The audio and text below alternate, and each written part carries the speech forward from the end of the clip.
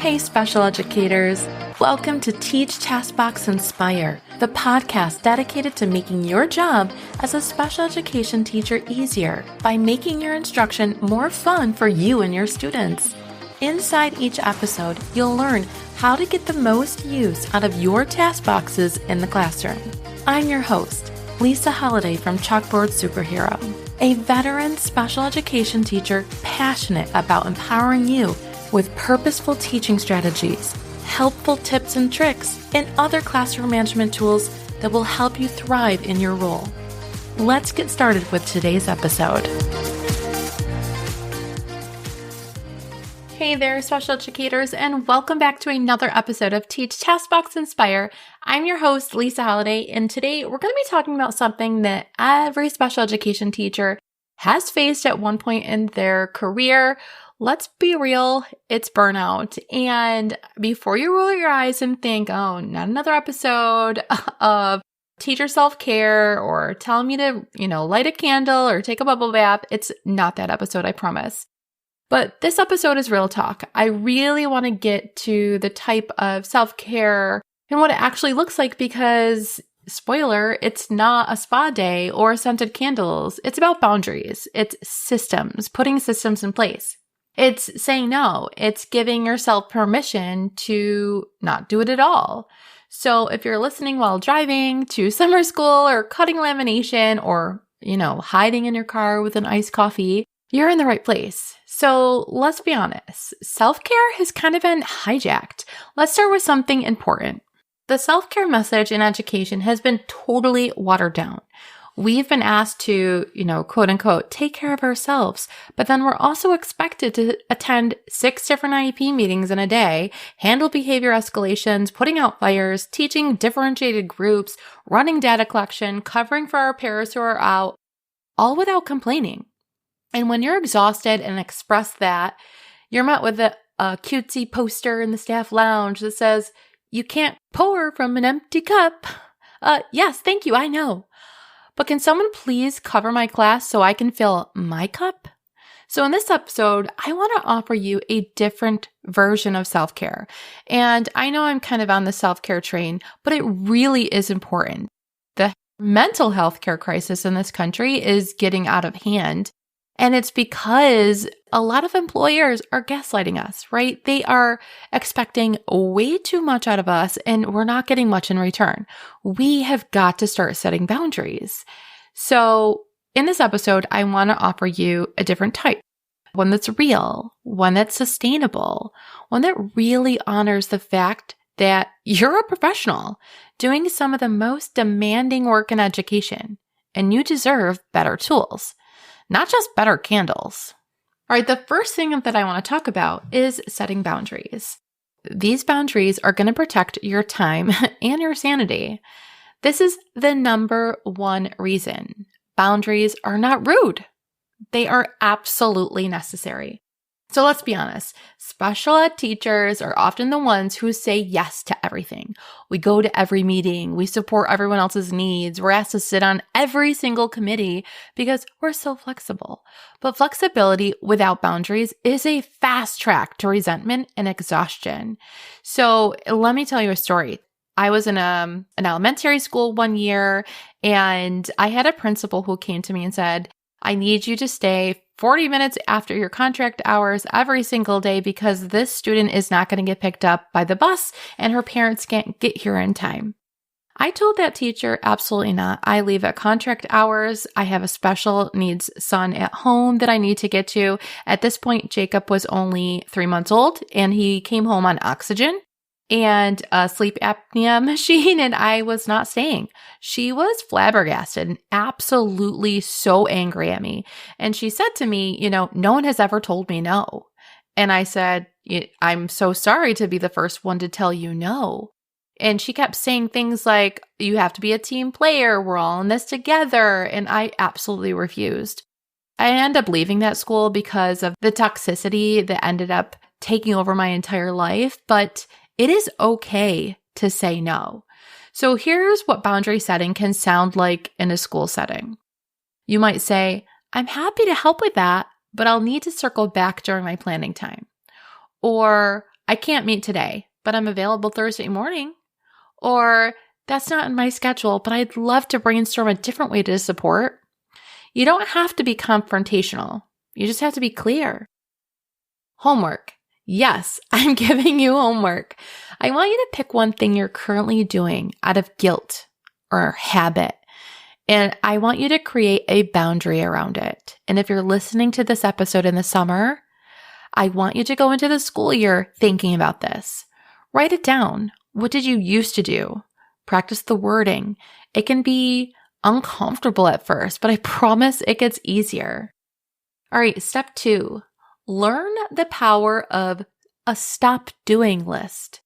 We all have to-do lists, but I want to introduce you to your new best friend, the quote-unquote stop doing list. Look, I know you want to make cute bulletin boards and color-coded schedules and differentiated centers for every single IEP goal, but if those things are costing you your evenings, your weekends, your sleep, or your peace, they're not worth it. Here are a few things you absolutely have permission to stop doing. Stop creating every single worksheet. It's not worth it. Stop answering emails after 4 p.m. Put a stop to that. After you walk out, do not open that email. Stop feeling guilty for not going to every school event. My 5th graders ask me all the time, Miss Hollady, are you coming to the spring concert? Miss Hollady, are you coming to this? I have 3 young kids at home right now, and it's just not in the cards for me.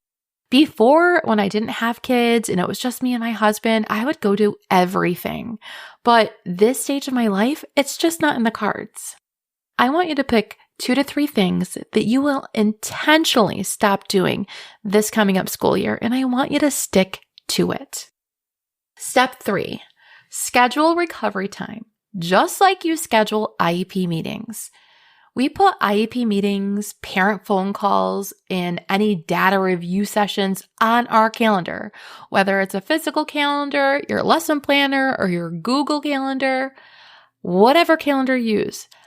How often do you schedule time to just exist? Real self-care is scheduling nothing. It's leaving school without your laptop. It's using your time off. It's saying, this Sunday is all mine. If you're a planner person like me, block off 1 day a month, even during the summer. That's a non-negotiable recovery time.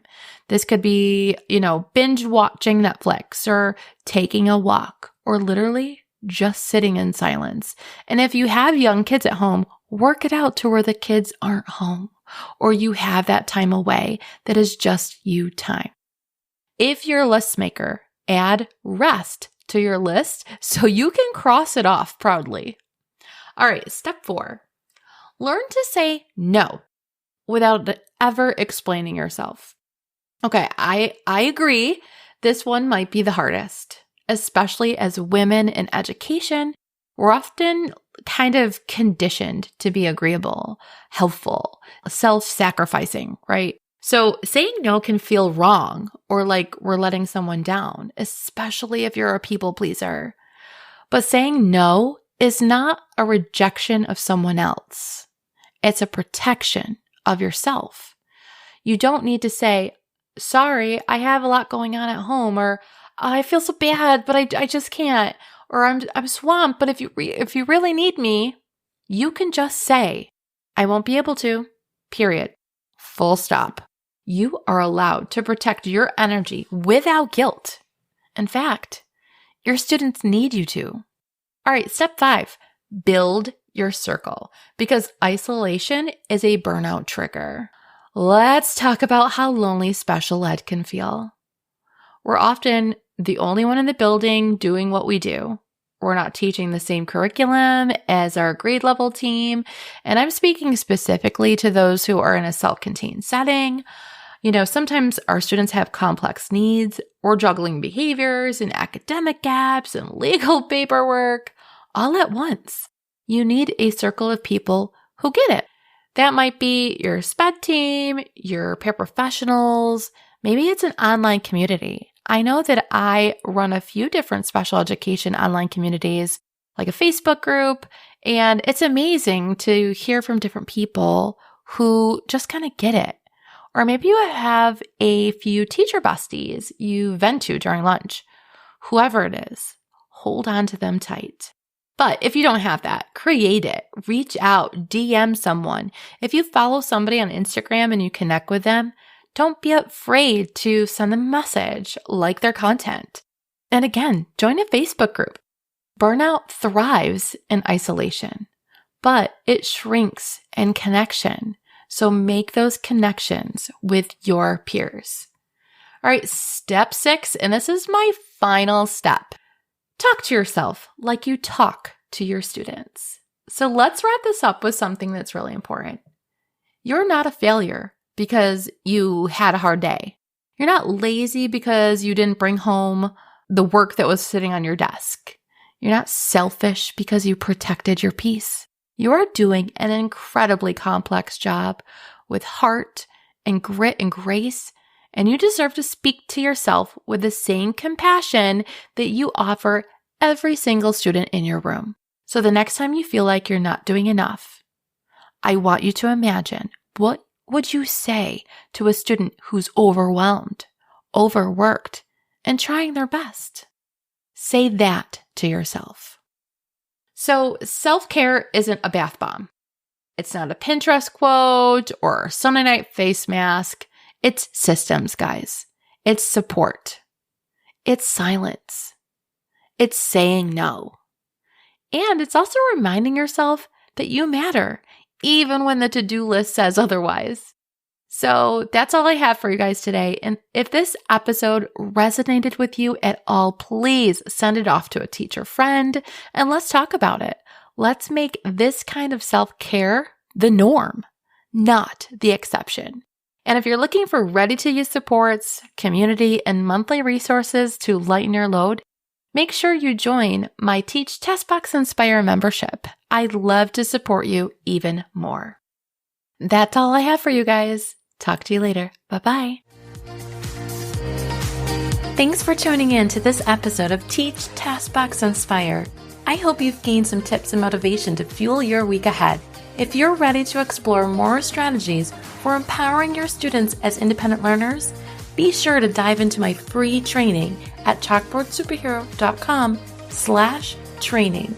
And don't keep all this knowledge to yourself. Share this episode with your special education teacher friends who could use some motivation and inspiration. One more thing before you go. If you're finding this podcast helpful and want to show support, head to Apple Podcasts and leave your rating and review. Until next time, keep teaching, task boxing, and inspiring.